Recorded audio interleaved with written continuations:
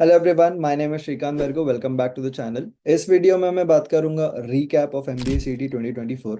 MBA सीटी 2025 exam देने से पहले एमबीए सीटी 2024 का कैसा एग्जाम रहा था, उसमें कितने सारे स्टूडेंट्स ने रजिस्टर किया, कितने सारे स्टूडेंट्स ने एग्जामिनेशन दिया और अल्टीमेटली कितने सारे स्टूडेंट्स ने अपना ड्रीम अचीव किया, उसके बारे में जब हम समझेंगे तब हमें पता चलेगा कि हमारा एक्चुअल कंपटीशन कितना है, हमारा टारगेट्स क्या है, हमारा स्कोर कैसा है और हमें कैसे हमारा next course of action plan करना चाहिए। So let's get right into it. So I've made this Road to GBMS competition tracker. यहाँ पे मैंने पूरा डेटा लिया है MBA CET 2024 का। जो पब्लिकली अवेलेबल डेटा है उसके हिसाब से मैंने सारे नंबर्स लिए। आप गूगल सर्च करोगे तो आपको सिमिलर नंबर्स ही मिलने वाले हैं। So the total number of students who registered were around 1.4 lakhs. This year it would be around 1.5 or 1.6. However, it doesn't matter because the number of students who actually attempt this examination is around 1 lakh itself. इस 1 lakh students में भी exam देने के बाद जो actual में admissions के लिए कैप राउंड फिल करते हैं वो कहीं सिर्फ 50K के आसपास ही रहता है। ये आप कैप राउंड लास्ट ईयर का आप वेबसाइट पे जाके देखोगे तो उसमें सिर्फ 50,000 एंट्रीज ही आपको मिलेंगे। कैप राउंड में पार्टिसिपेट करने वाले कॉलेजेस होते हैं around 357। Total number of seats जो अवेलेबल है ये 50,000 स्टूडेंट्स के लिए इज अराउंड 30,000। इस 30,000 में भी कैप राउंड खत्म होने के बाद अराउंड 5,000 सीट्स वेकेंट रहती है। दैट मीन्स हर साल सीटी एग्जामिनेशन देने के बाद में 25,000 स्टूडेंट्स है जो एडमिशन लेते हैं एमबीए कॉलेजेस में। अब इन 25,000 स्टूडेंट्स में से जो टॉप 5,000 स्टूडेंट्स हैं उनको प्लेसमेंट्स मिलती है उनके कॉलेजेस में। बहुत सारे ऐसे कॉलेजेस भी होते हैं जहाँ पे प्लेसमेंट नहीं मिलता है, बस स्टूडेंट्स डिग्री के लिए एमबीए करते हैं। तो ये जो 5,000 सीट्स है इसका मैंने list the top percentile website में डाल दिया है। आप देख सकते हो average placement cut off of these 5,000 students on our website. ये आप चेक कर सकते हो, मैं नीचे डिस्क्रिप्शन में भी उसका लिंक डाल दूंगा। यहाँ पे आपको एनीवेयर मिनिमम 4 lakhs के ऊपर का जॉब लग जाता है इन 25,000 स्टूडेंट्स के अंदर। अब इसमें भी अगर आप टॉप 5 कॉलेजेस की बात करोगे जो है जेबी, सिमसरी, वेलिंकर, पुम्बा और एसआईएस, तो उसमें करीब करीब 1,000 सीट्स होते हैं और ये स्टूडेंट्स का एवरेज सैलरी 9 lakhs के ऊपर रहता है। दैट मीन्स 1 लाख स्टूडेंट्स जो एग्जाम देते हैं, 50,000 स्टूडेंट्स जो एडमिशन के लिए अप्लाई करते हैं और 25,000 स्टूडेंट्स जो एक्चुअल में एडमिशन लेते हैं, उसमें 1,000 स्टूडेंट्स ही है जिनको 9 लाख के ऊपर का जॉब लगने का पॉसिबिलिटी रहता है।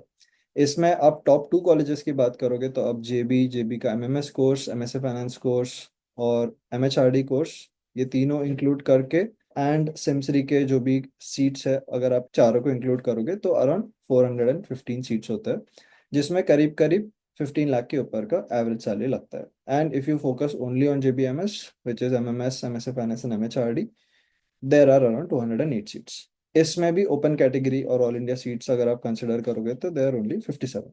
सो this is a waterfall of how the CET exam goes and how many students will actually outperform the rest. So your obvious target should be within these ranges itself, top 1,000 या top 400 या top 200। अभी हम देखते हैं कि actual में mock कितने सारे स्टूडेंट्स देते हैं और कितने स्टूडेंट्स हैं जो आपकी तरह रेगुलरली ये वीडियोस वॉच करते हैं एंड अच्छे से प्रिपेयर करते हैं। Now you should know your competition. As we have seen around 1,000 students have the potential of getting a salary of 9 LPA plus, right? So how do we see कि do we stand in the top 1,000 students or not?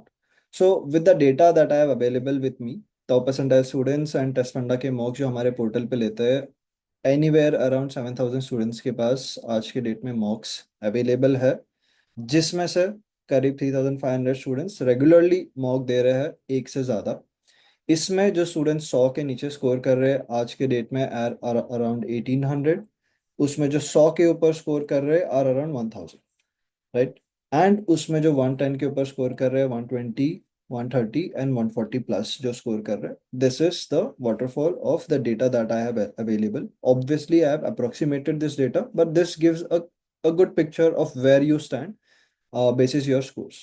Now we extrapolate it to the number of competition out there, multiplier effect लगाने के बाद में मैंने मेरे analysis के हिसाब से ये नंबर्स निकाले कि अराउंड 16,000 स्टूडेंट्स है जो एक्चुअली मॉक देते हैं अगर आप देखोगे 25,000 स्टूडेंट्स एडमिशन्स लेने के लिए ट्राई करते हैं, बट उसमें मॉक देने वाले सिर्फ 16,000 होता है। उसमें भी एक्चुअली मॉक एक से ज़्यादा अटेम्प्ट करने वाले अराउंड 8,000 to 10,000 होंगे। एंड नेक्स्ट थिंग इज कि आपको आज के डेट में किस रेंज में रहना चाहिए so that you can secure that you are in a decent place, is that if you are scoring about 120 then you are in this top 1,000 students is what I believe. And students who are scoring above 140 and maybe above 150 would be around 50 plus, right? A lot of these students are from the top percentile.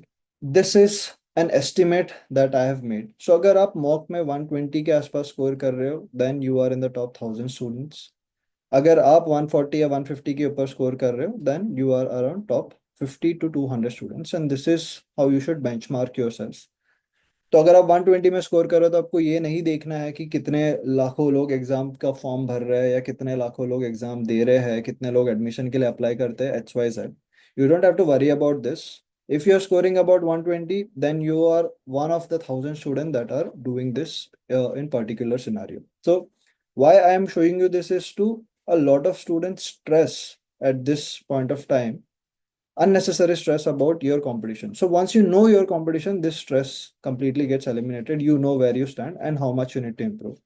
In the previous video, I've shared mock analysis leaderboard to benchmark with the toppers. तो अगर आप 120s में है तो आपको benchmark करना चाहिए student जो 140 ला रहा है, उसके लिए भी मैंने आपको डेटा शेयर किया है। वो डेटा लो, बेंचमार्क करो एंड सी क्या गैप है and how you can fix your gap. Potentially, there are only three reasons. One is that you need to learn new question types. Second is that you need to work on your time and your speed that you spend per question and per section. And the third thing is your question selection, right?